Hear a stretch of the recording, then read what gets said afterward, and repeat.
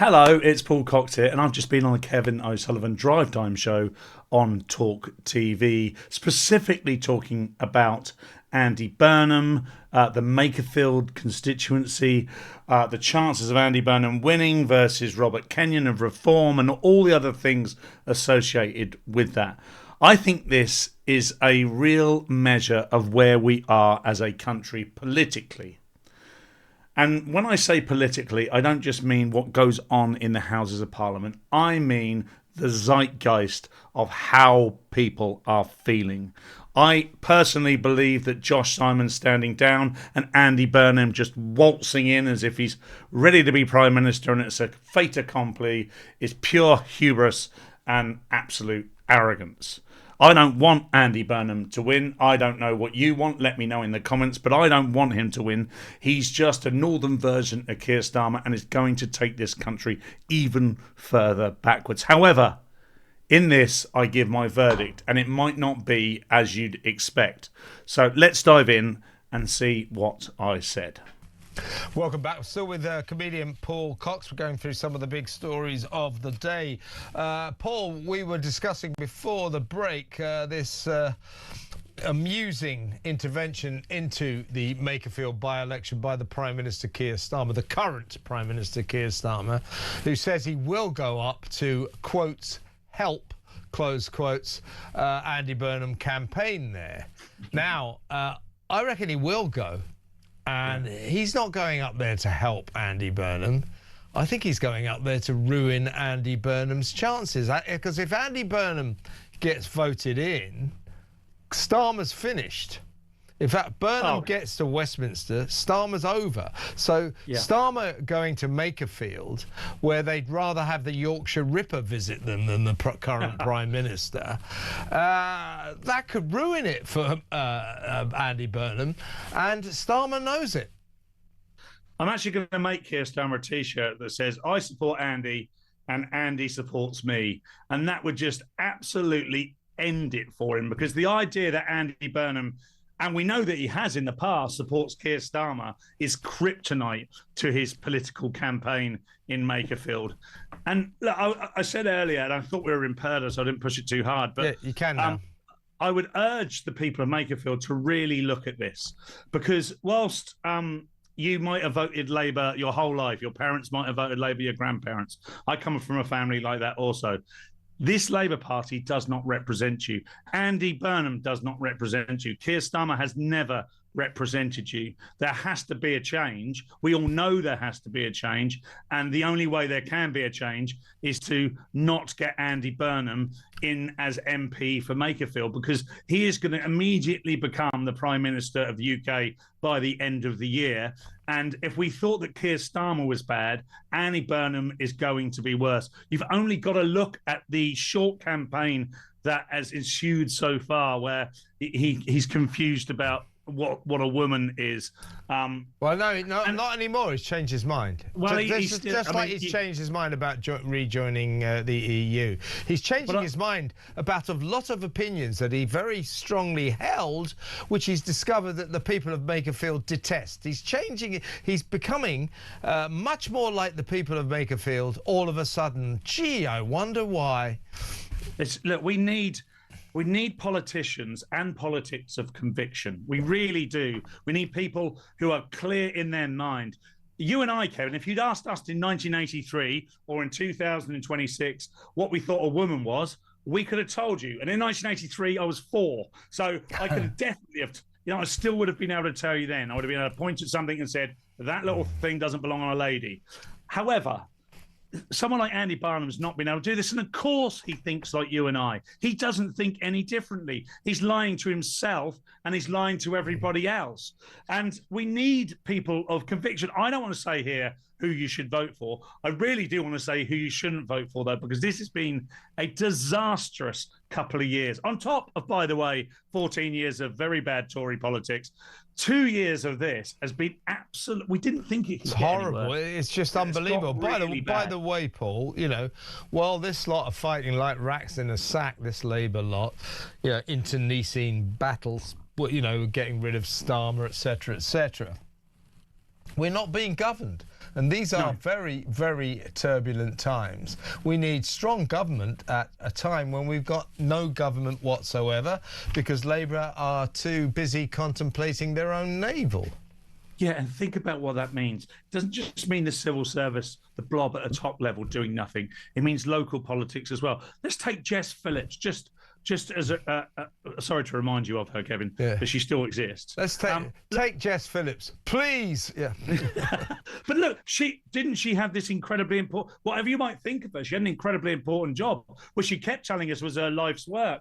She just walked away from it like that, just like that, because it didn't suit her politically to stay in position. These are not politicians of conviction. She is looking for a job in the next cabinet, so that is why she pulled at that point. We don't need people like this.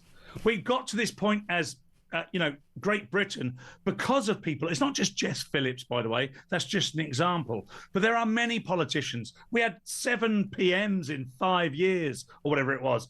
It's utterly ridiculous. We're a laughing stock. We need to get back to some sort of stability, and there are going to be some incredible difficult decisions to make.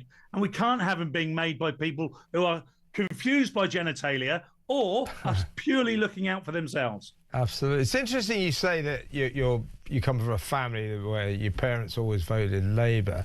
My parents, my mother, they often didn't vote. Do you know why? Why? Prisoners aren't allowed to vote. I know that's not true. That's Mum and Dad, R.I.P. and all that. That was just a joke. But seriously, I mean, what's your feeling about what will happen in Makerfield? We should mention, say a few words about Robert Kenyon, the Reform UK candidates. The vote for Reform UK might be slightly split by Rupert Lowe. He's going to put a Restore candidate in there, and there's going to be a Tory candidate there as well. So that Reform vote might get split a bit, but we're talking basically about a 2-horse race. Robert Kenyon is a local guy. He's a plumber, runs his own business. He's a genuine local guy, by the way. Don't forget, Andy Burnham's a Scouser. He's not a Manc. And he seems to stand for, Robert Kenyon seems to stand for what all the people of Makerfield voted for 2 weeks ago in the local election. So but that said,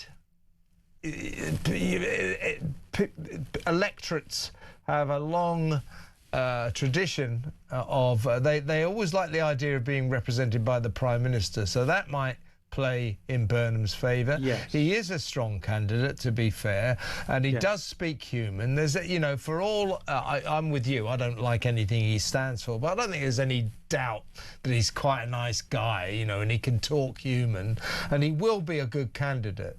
But so you've got, Burnham with all of what he stands for and the sheer allure of a potential for future Prime Minister and all his political skills. And then you've got Robert Kenyon, local plumber, army reservist, who is a Makerfield guy through and through, clearly believes the same things that most people in Makerfield believe. What's your gut feeling about what the result of this election might be? If I'm honest, I think it's an Andy Burnham win purely for a lot of the things that you covered. I think people can be slightly rose-tinted and blinded by the slick politician, the man who is perceived to have done incredibly well in Manchester. Yes, I agree. He's a nice guy. From people I know that know him, they say he's a nice guy, but you never know quite how to take that. But he does seem it on face value. I don't think I've ever heard anyone say that about Keir Starmer, for instance. So he's probably a nicer guy than Keir Starmer. However, when you look at the makeup of Makerfield, 67% of them voted to Brexit in 2016. 97% of them are white. Now, I'm not usually someone who points out somebody's skin colour. I think it's fairly irrelevant. But we know in modern politics it's very relevant. And I think that says a lot of things, because if you go back to Gorton and Denton, that was quite the opposite there. And people voted against that, and that's why we ended up with Sarah Spencer, God bless her. But in Makerfield, Hannah Spencer. Yeah. Sorry, what did I say? Yeah, Sarah I've no idea who Sarah Spencer Who is Sarah and I'd like Spencer? to apologise to her. Let me just put that out to the audience. Who is Sarah Spencer? 03444991000. Do you know that Hannah Spencer who dresses like a fruit salad? Somebody described her hairstyle as a children's TV presenter chic. It is, isn't it? She's got a Blue Peter hairstyle. But people are voting that way. They're voting along tribal lines, sectarian lines. But Makerfield is very different. And I don't think this is as easy as Andy Burnham sets out. I can see Robert Kenyon winning. There is an idea that he could be split by the right vote. I'm rapidly coming to this opinion, though, Kev, that no votes are owned by anyone. Okay, particularly in this sort of like contemporary politics that we're seeing right now. So if they want to go to reform, they will go to reform. If they want to go to Labour, they will go to Labour. It doesn't matter if Restore puts Rupert Lowe in there himself. Obviously, they can't, but you know what I mean. Yeah. It doesn't really matter. But they don't. Nobody owns any votes. Yeah. Andy Burnham's got a cheek. Andy Burnham has got a real cheek. And the people, we should all feel slightly sorry for the people of Makerfield. They didn't request this. They voted in Josh Simons less than 2 years ago. They thought this business was all done and dusted. They've just got over the local elections. And now they've put right at the centre of British politics and asked to basically vote on a referendum on who they want their next Prime Minister to be.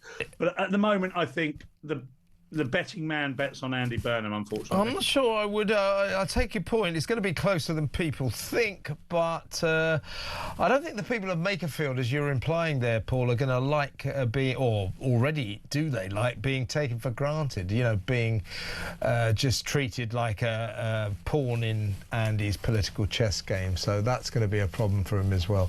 Paul, great to talk to you. Thank you so much for coming on. Thanks so much for watching. I'm working on some independent stuff at the moment, doing a bit of research. Keep an eye out for that, particularly something to do with Margaret Thatcher, who I think is becoming increasingly more relevant in 2026 as she was in 1986, for instance. But until next time, please subscribe, hit that notification bell and keep it real.